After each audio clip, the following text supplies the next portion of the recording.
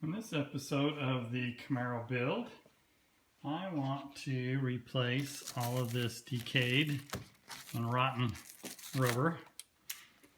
The window rubber, you can see it's petrified, it's gone to powder. It's all decayed along the edges. And also, this piece isn't that bad on this side, but on the other side, most of it's missing. Like this, you can see most of this is missing. There's a big chunk here missing, and this part is gone. First, let's start by getting this door panel off because it is attached underneath the edge of the door panel. You can get these off with a little hook or get a tool like this. There's several similar to it where you just follow the handle and it just slides right in and it knocks the hook off. And you'll have to catch it or keep an eye out for it when it falls out.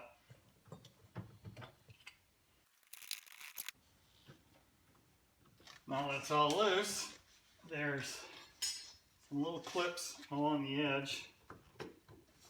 I prefer using something like this to get them off because you can pull them through the paper. It's just a paper backing, cardboard backing.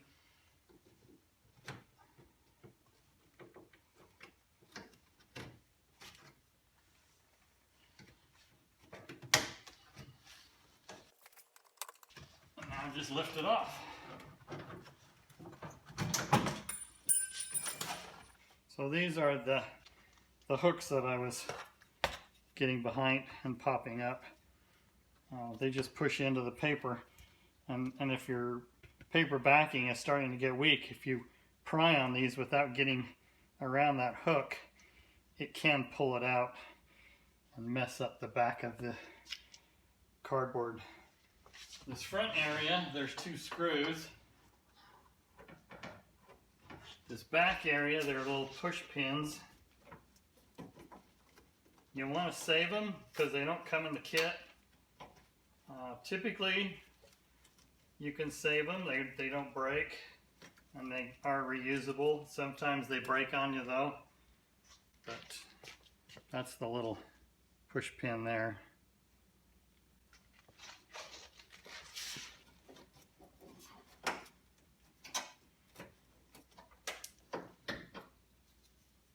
Got lucky, saved all four. These little clips, some will come out, some of them will stay in, some of them are really difficult to get out and you have to break them off, and others just pull out fairly easily. In the older kits, you used to have to save these and reuse them. So before you start ripping all your rubber off, make sure these are included in your kit. But you can see these have been painted over. So last time when the car was painted, they pulled all the trim off. You can slide it up and over those little T-hooks, and then you can put it back on the same way. So if your new trim doesn't come with it, you can save these if they do stay in the door panel. A lot of them are really, really difficult to get off. Typically, I just snip them off. That one just broke off, but sometimes there's just no way to get them off. It just breaks off the head. You can try using some needle nose. Then you risk chipping up the paint. But even using needle nose, they just don't want to come off. So I'll take some dikes. Just snip them off and then tap them through. I'll just use a teeny Phillips screwdriver and then just tap them in. That is what I found is the easiest way to do it. Less risk of chipping up the paint trying to get them off. For the A-pillar, the top is screwed on with a screw, and this one is missing for whatever reason. And then there's 2 push pins down here at the bottom. So again, you'll want to save your push pin. Oh, actually, this piece came with new push pins. This piece just, a lot of times, is glued into this channel, which this one is well glued. It has a little keeper right here at the top you want to work around. So you'll need to break that glue, that adhesive loose.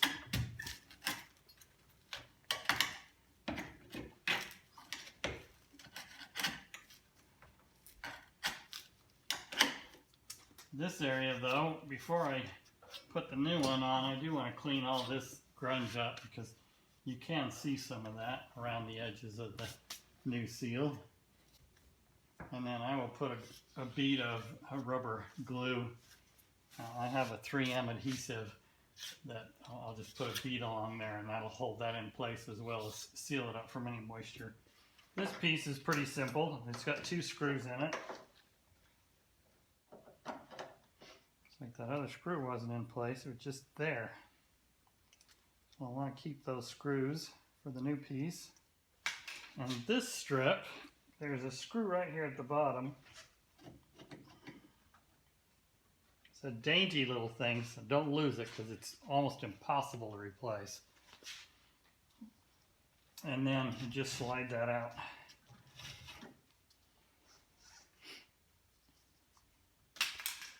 I'll clean all these areas up, door jamb, A-pillar, and this area, and we'll get it ready to put it all back in. Before I start changing those seals, I want to clean up these door jambs. There's a lot of chips, there's a lot of grunge. I'd like to take this off and clean and polish all around it, but it's got cracks in it, and it's real fragile, so I'm just sure if I take this off, I'm going to break it and ruin it, and I don't want to have to buy another one. So I'm just going to try to polish everything around. I'm just going to hand polish, use some rubbing compounds and polishes. And then where there's a lot of chips, there's a heavy chip here, there's a few chips around the edges. I'll touch all those up and polish those too. And then I'll put all the new seals in. Before I start touching up these chips, I want to clean it up as much as possible. I'll just use some simple green, and then I can put paint in these chip areas and build them up and sand them smooth, and then I can polish.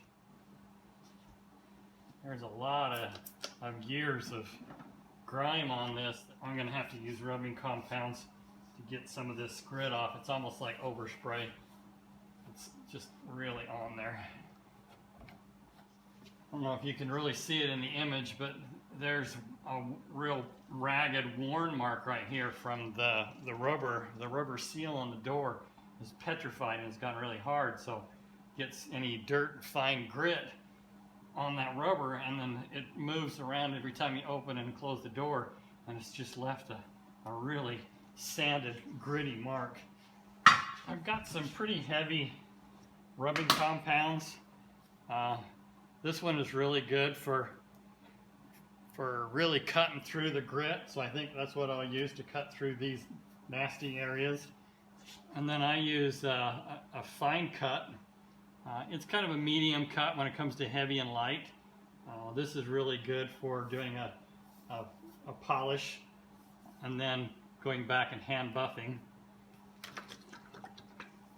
So I'm going to start with this and see if it'll cut it, and if it doesn't, then I'll use the heavier grit rubbing compound. Yeah, it's going to take a little bit of elbow grease, but it'll work. Well, it's bringing the shine right back. I can actually hear it while I'm rubbing. I can hear it rub off that gritty film that's embedded in the paint.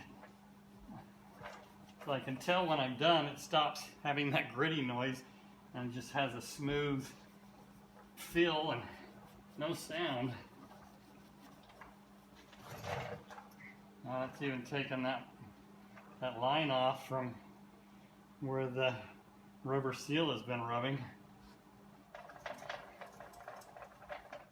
This works really well with this kind of technique on just about any paint, whether it's fairly new or whether it's 30 years old like this paint job. It can bring back clear coats and single stage, especially a good quality single stage like this has. This is a Sherwin-Williams. It just polishes right up, even with all the age. It's got some real nasty, sticky, gooey stuff down here. I can use a lacquer thinner to take off the sticky, ooey stuff, but you've got to be really careful when you're using anything this harsh on a paint job. This paint is so old, so it won't even hardly touch an ancient paint job. But if you do this on a newer paint job, you can just destroy the finish.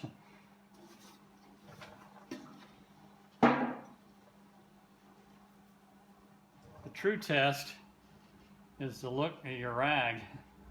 I got off a lot of good black stuff, but I also took off a little bit of paint. So if I was to keep working that area, I could take the finish right off of this paint.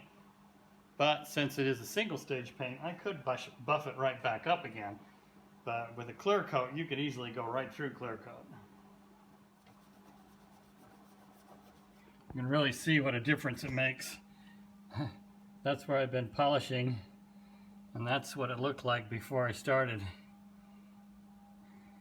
Some of that comes off with just some soap and water, but a lot of it didn't. So polishing is starting to look pretty good. I mean, it's got a nice shine to it. It's just rubbing it by hand. I'm going to get out my touch-up paint and start dabbing into some of these chipped areas. You can see there's a pretty big scrape right there. And a couple of chips there. Well, I will finish up and work all the way in through this area. You can see where I chipped all the paint off of that bolt, adjusting the fender. There's some chips on the fender, chips on the door. So I'll concentrate on this for a while, and then I'll move to the door jamb, clean off some of this, peel away this deteriorated rubber, and then I can start putting the rubber and the door panel back together. Now that I have that out of the way, I can go in and clean up all this area before I put the new one on, and then I can put these bump stops in too. All of them are missing, so I bought, there's 2 on each door. I bought new ones for both doors. That cleaned up really good, polished it all up.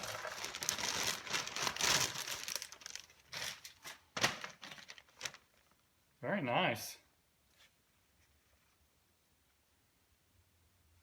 Doesn't feel like it has metal reinforcing like I was hoping it would, like the other one did. But it is really good, pliable rubber. Nice seal.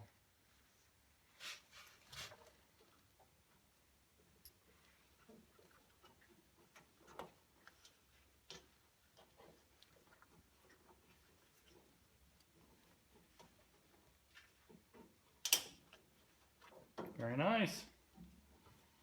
But it doesn't have the little push trees I was hoping it had. Well, looks like they're going to hold okay. You can tap these in with a ball hammer. I like to use an extension from a socket.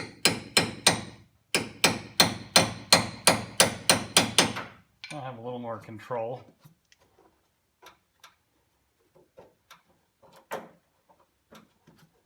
Very nice.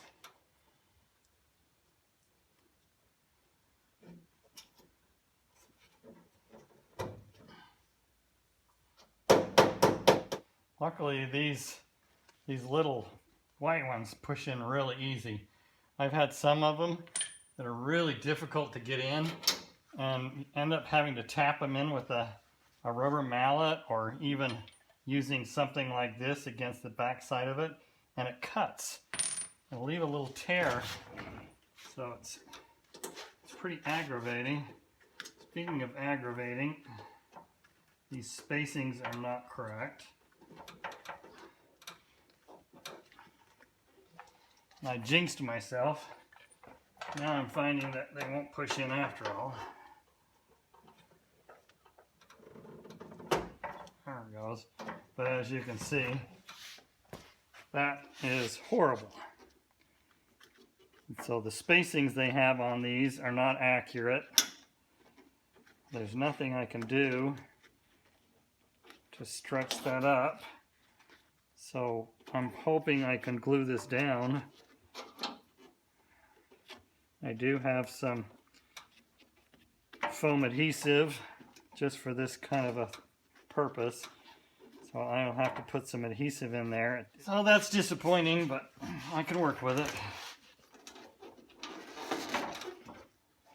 Yeah, in fact, this is so flimsy, so much softer than the original. I'm just going to run a bead of sealant around the back side of these. I don't think I'll need it along the bottom, but along this edge where it's so easily seen at car shows and the like, just getting in and out of the car. So this is the adhesive that I typically use. It's just a 3M product. It's a Weatherstrip adhesive specifically for these types. I found it works really good. I haven't used this one for a while, but it's still pliable. It's not all hard.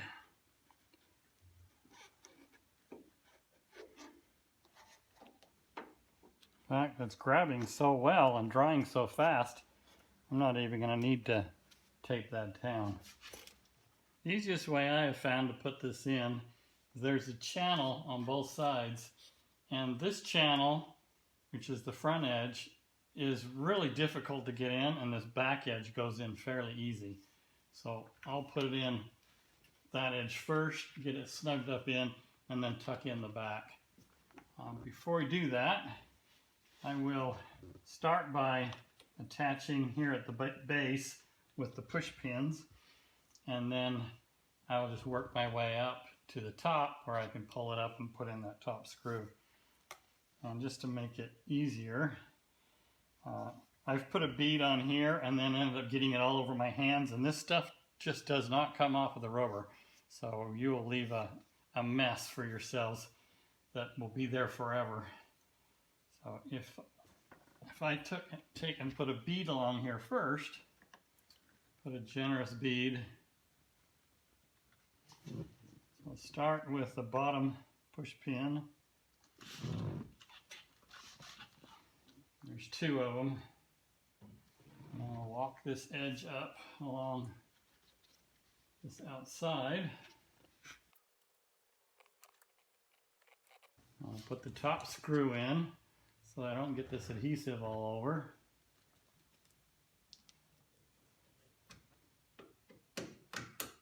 And now just force this back side in.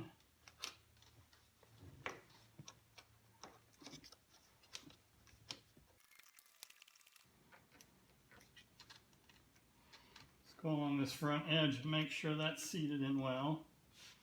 Now before you put this piece on, you want to put in this strip, because this piece will actually cover up that screw. And to slide this up in when it's fresh rubber, you'll have a really difficult time to get it up in there. Just give it a little bit of soap.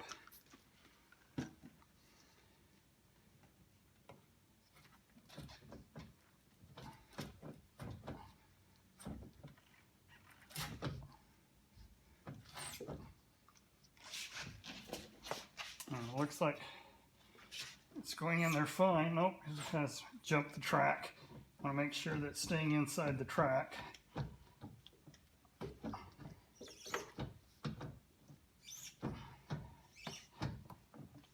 And you want to make sure to get it all the way to the top.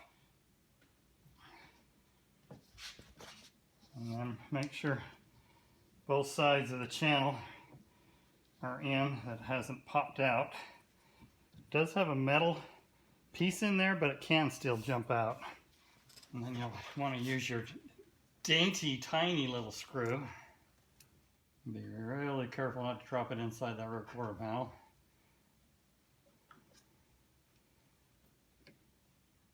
These have a metal strip in them that can get bent. This one does have a little bit of a bend in it, but you can just manipulate it with your fingers.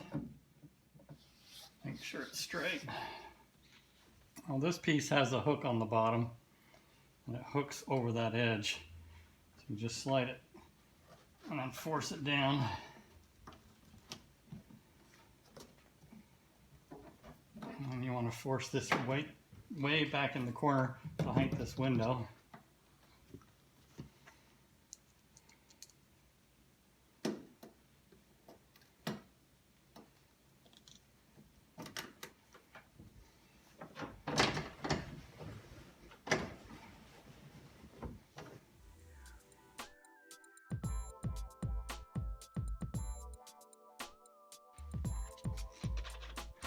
This doesn't really fit well. When the door panel comes over the top of this, it does hold this side in place, but this area will get in the way of the glass. So I will tack that back, put a little adhesive on it. And then when I roll the window up, it'll push that against the adhesive.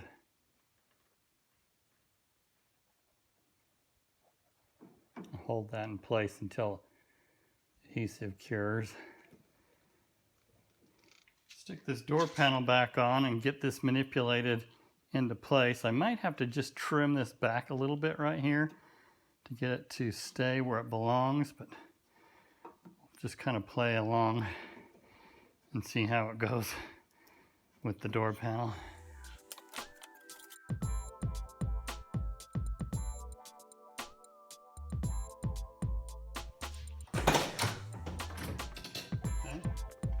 Seals look good.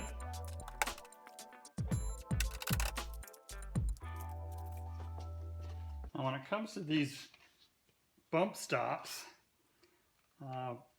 they have just a little grip tip on them, and what I have found works best is to just give them a little squirt of soap. And I've used Phillips screwdrivers in these holes and pushed them through, and I've actually pushed all the way through accidentally. So I prefer using a flat blade regular screwdriver, and then I don't run quite as much of a risk of punching all the way through.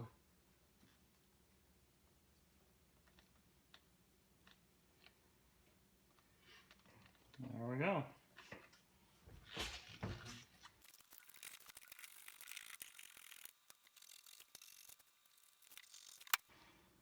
Done. This car now has a complete set of new Weatherstrip.